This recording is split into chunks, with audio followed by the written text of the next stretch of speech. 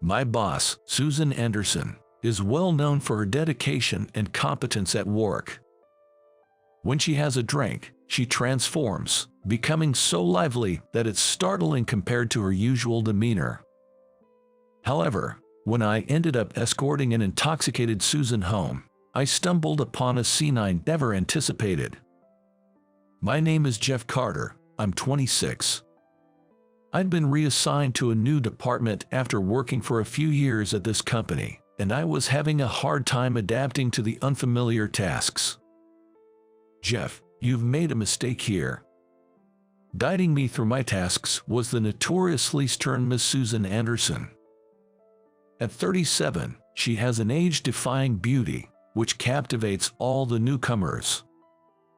"You've made this mistake twice now. Can you try not to make me repeat myself? I'm sorry." With her icy stare and sharp words, any glimmer of hope quickly faded away. But there are a few employees who find her harsh demeanor rather appealing. I, who have a burning desire to quickly adapt to my job, never viewed Susan as others did, as a member of the opposite sex. I lost my father at a young age, and my mother single-handedly raised me and my brother. I joined this Fortune 500 company, aspiring to repay my mom, even just a little. For this reason, I want to prove myself at work as soon as possible. Given this drive, I don't have the luxury to spare any special feelings towards my female coworkers. What's more exciting to me is the fact that Susan, one of the company's top T employees, has agreed to mentor me. This is my opportunity to learn and absorb all I can from her. Her strict training is challenging. It makes me want to run away sometimes, but I was brimming with determination. A few months had passed since my transfer to the new department. Just as I was beginning to adapt to my work, Susan and I were invited to a client dinner. Apparently, Susan can handle her liquor, and she becomes exceptionally lively when she drinks, always managing to enliven the atmosphere. The client seemed to enjoy Susan's company quite a bit. As her direct subordinate, I was also invited, and we were exchanging toasts over some exquisite meal. "Let's drink more. Susan, I'll drink on your behalf." At the restaurant owner's announcement about a new spirit, we decided to try it, and Susan seemed to be getting tipsier than usual. She must have been exhausted from her constant grind at work. The client, fond of Susan, kept refilling her glass relentlessly. "Pour me another."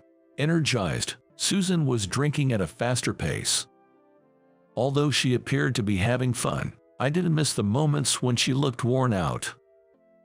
"Let me have that drink, please." Since I'm a seasoned drinker, I started taking the drinks intended for Susan.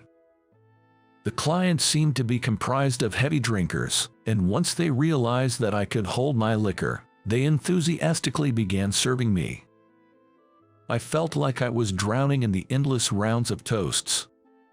Susan, incessantly chatting next to me, was a stark contrast to her usual stern self at the office. Work is my life. From personal hobbies to a passion for her work. She just couldn't stop talking. But it wasn't just about herself, she was also good at engaging others in the conversation and listening. She was an eloquent speaker and a good listener. This was the phrase that came to my mind watching her. The clients left expressing their satisfaction, as they usually do, after having a delightful evening. After watching them until they disappeared from sight, suddenly, she slumped over as if the tension had left her, saying, "Sorry, I can't anymore," and hung her head low to the ground. I ended up with the responsibility of getting a tipsy Susan safely home. "Susan, is this the right place?" "You got it, probably." "Wait, over there, I don't know." "Which one is it?" Since her apartment was within walking distance, I supported her staggering steps for about half an hour. Here. Welcome to my castle." She giggled, pointing to her new apartment building. We finally arrived. Opening the door and seeing Susan collapse in the entryway, I was worried she might just fall asleep there. "Susan, you'll catch a cold if you sleep here. Is it okay if I carry you to your room?" Worried about her leaving the door unlocked, I waited for her to nod before entering. "Excuse me." But the moment I entered the room, I couldn't believe my eyes. That's because clothes and books were strewn about the floor, and garbage was left on the table. Sorry, it's messy, right? I think so too. Jeff, take a seat. Have some coffee or something. It's out of character for you. Seeing this side of her that nobody at work knows, I can't help but feel a sense of superiority. Suddenly, Susan began tidying up the room cheerfully. "Susan, I'm heading home soon, so don't mind me." With the thought of letting her rest as soon as possible and not wanting to impose, I turned to leave. However, seeing her staggering as she tried to tidy up, I decided to help clean up the floor and take out the trash, even if it was meddling. "You're good at this." "I'm not efficient at work, but I'm good at housework. I've always been good at household chores. I can cook, clean, do laundry, even so." While I still struggle to work independently without Susan's support at work, I never thought my skills would come in handy here. Maybe because she's drunk, Susan is tidying up, but for some reason, she's making more of a mess. Every time she moves a pile of clothes to the laundry, she bumps into something and drops it. She confessed that she's bad at sorting garbage and eventually gave up, leaving it in a scattered state. Nevertheless, she was determined to clean up. She's my boss at work, always handling tasks efficiently. Seeing her like this, different from her usual self, makes me feel the gap for the second time today. She's kind of cute. And I thought Susan was cute. Even though we have a 10-year age difference, it's not disrespectful to think she's cute, is it? While I was thinking about this, Susan went to the balcony to get the laundry. Due to her unsteady feet, she stumbled over the step and looked pretty dangerous. I watched her, feeling anxious, and found myself staring at her colorful underwear hanging there, feeling my face getting hot. "Don't look."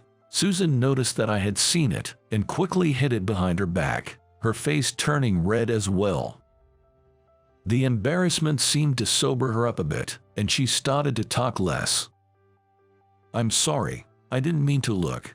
As we both felt awkward, I was gathering the trash while looking for an opportunity to leave. "Susan, is this all the trash?" I asked if there was any other garbage, and there she was, asleep while folding laundry. I covered her with a blanket and left a note.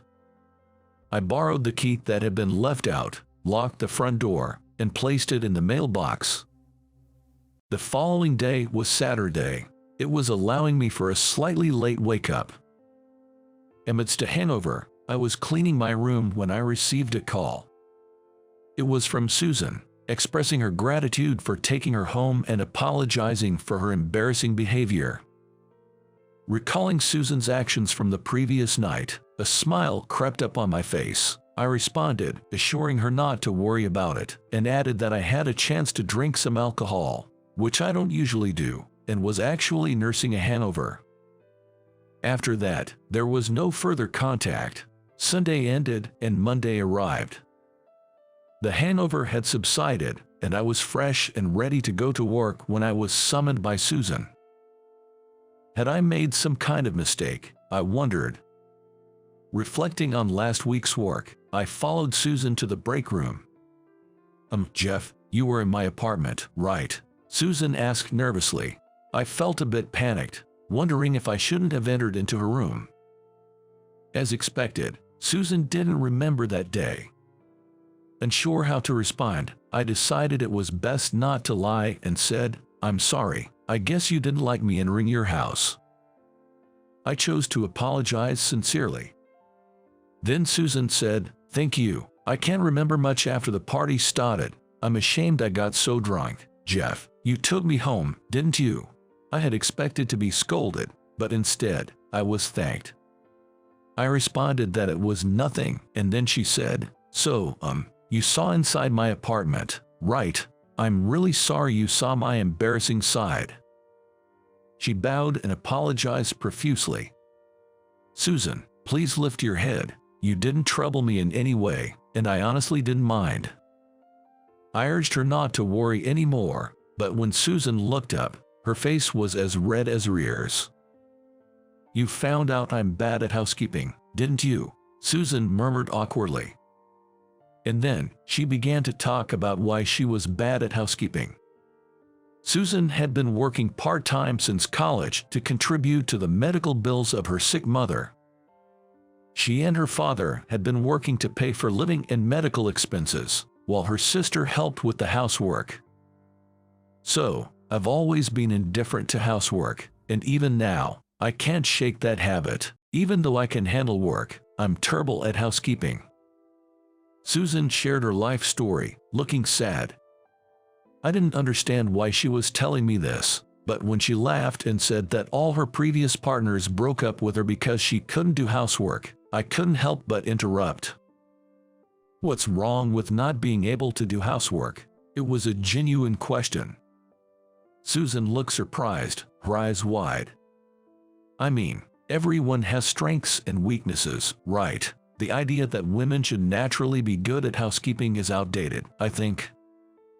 I stated that there's no point in being together if you can't complement each other's weaknesses, and Susan burst out laughing as if something had been lifted off her chest. "Jeff, thank you." A beautiful smile and words of thanks. From that time, I began to notice Susan. Then one day, Susan fell ill and had to take the day off. We had an urgent project going on, and a colleague named Mark stepped in to help. Mark, 36, had recently married a younger woman and was boasting about it. While the rest of the staff were busy with their work, he kept talking about himself. "You know, I actually dated Susan." My hand stopped for a moment at his words, and I forgot to breathe. "But Susan, she acts like a competent woman at work, but she's utterly hopeless at housekeeping." After boasting about his marriage, Mark started bad-mouthing Susan. Honestly, I had no idea what he was trying to say. "Don't you think it's inconceivable for a woman to be incapable of doing housework?" When Mark burst into hearty laughter after saying this, everyone in the room felt a sense of repulsion. Susan always worked harder than anyone else, and she shamefully admitted to me that she wasn't very good at housework. When she admitted this and felt sorry, she made a sad smile. Because I knew this side of Susan, I could not accept Mark's remark, so I objected. "What's wrong with a woman who can't do housework?" Surprised and annoyed by my sudden opposition, Mark's face twisted. However, when the other employees also started voicing their objections, he had no choice but to retreat back to his department with a disgruntled look. After work, I decided to check on Susan. "Susan, it's me, Jeff," I said, greeting her through the intercom. Susan, who looked wary, opened the door for me. "Jeff, what's up? Did something go wrong at work?" Assuming that I came to consult her about work, I told her that wasn't the case, and that I came to visit her. Apologizing for the mess, she let me in. "Susan, can you eat anything?" She had recovered from her fever but still felt quite drained. In response to my question, she just shook her head and took a seat on the couch. After I made her some simple rice soup in her kitchen, she happily accepted it. "Jeff, you'll make a good husband," she said with a gentle smile. In front of that gentle smile, I couldn't hide my feelings anymore. "I want to be your husband, Susan." In the heat of the moment, I confessed my love. Susan was naturally surprised and even dropped her cup. "What are you saying, Jeff? I'm over 10 years older than you, and I can't even do housework. There are plenty of younger, more domesticated girls out there. You should reconsider." Though Susan's voice sounded sad, I knew I couldn't back down now and voiced my feelings. Age doesn't matter to me. As for housework, we can support each other. You have always supported me at work, so I'll support you at home." This confession, akin to a marriage proposal, left Susan looking baffled, but she still responded with a happy smile. "I'm really touched by your feelings, Jeff, but could we maybe start as friends? I can't even think about dating someone right now." I thought she might reject me. Perhaps she's subtly trying to reject me now. I felt confused by her "let's be friends" proposal.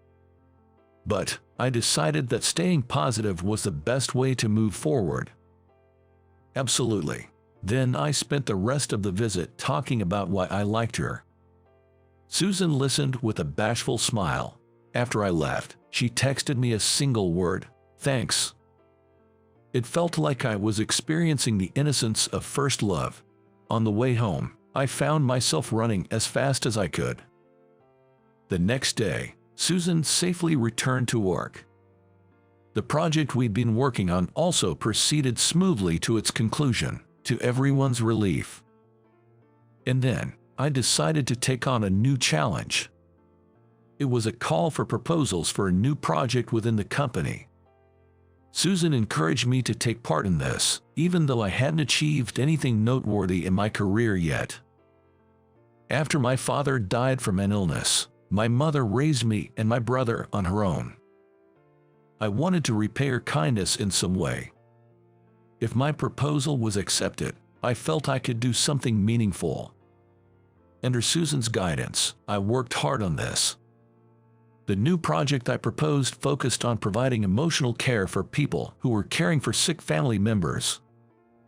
Given that our company had connections with healthcare institutions, I thought we could do something meaningful for them.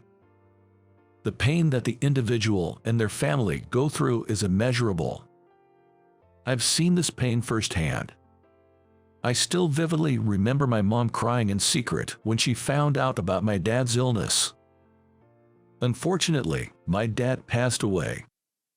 Even though I couldn't save them, I wanted to be there for them, to support them. My new project proposal, with all these emotions, won the CEO's award. "Congratulations, Jeff," Susan said as she brought a cake to celebrate, her eyes filled with joy. "This is all thanks to you, Susan." "Thank you," I said, taking the cake, hiding my shyness. "What's this? Are you two an item?" Mark walked in, teasing us. Upon seeing Susan, Mark snorted in amusement and turned to me. "Stay away from Susan. She can't even do household chores. You'll be fed up soon." "I know, because I broke up with her for that," he said, laughing and insulting Susan. Susan was about to retaliate, but I stepped in between them. "I seriously like Susan. It doesn't feel good to have someone like you insulting her. Could you apologize?" Susan blushed at my straightforward words, and Mark, perhaps not expecting that I was really in love, looked surprised. "Susan is much older than you, Jeff. Aren't there plenty of better women than her out there?" Mark said, which dimmed Susan's mood again. "Age doesn't matter, and what's wrong with not being able to do household chores?" Unable to respond to my words, Mark glared and walked away without saying a word. "Susan has many wonderful qualities beyond her inability to do chores, Mark. You knew these qualities, and that's why you liked her, right?" Perhaps my words hit home because Mark looked guilty for a moment as he looked at Susan and then left the room without a word. An awkward silence filled the room we were left in. It was as if I'd made a public confession. While I was trying to figure out what to say, Susan broke the silence. "Thank you for defending me, Jeff. I'm really happy. And your confession, it made me happy too," she said, thanking me over and over again. "I just did what was right," I replied. "I like you too, Jeff," she said, and smiled faintly. I couldn't help but cheer at the unexpected development. "I did it." Susan laughed at my reaction, and I laughed along with her. And that's how we officially started dating. A year later, Susan, who had come to my family home, put her hands together in front of my father's gravestone. After winning the CEO's award with my new project proposal, I got promoted, and to celebrate the promotion, I took my mom and brother on a trip. It was a place where there are full of memories with my parents. My mom remembered my dad and cried while smiling. My brother and I also cried remembering our father. The reason Susan came to my family home was to ask for my mother's approval for our marriage. My mom happily gave her blessing and asked Susan to take care of me. Susan also bowed her head and thanked her. One notable thing that happened afterward was that Mark, who had looked down on Susan, came to apologize. Apparently, after getting married and having a child, a cold atmosphere began to spread in his home because he did not help with the chores. And it was his wife's words, echoing the hurtful ones he'd once hurled at Susan, that made him reflect on the past. In retrospect, he remembered that despite her struggles, Susan was always committed to her household chores. On the other hand, Mark hadn't even tried. He realized this difference and felt remorse for treating Susan so poorly while she was trying so hard. Now, he shared in the household chores in an effort to improve his relationship with his wife. Similarly, Susan and I, living together, have divided our chores. I'm in charge of cleaning and taking out the trash. Susan handles the laundry, and we alternate cooking duties. We cover for each other's weaknesses and live happily together. In our home, as we prepare to get married, we are also expecting a new life in 6 months. Surely, our lives will become even more challenging, but we are confident that together, we can overcome any obstacle.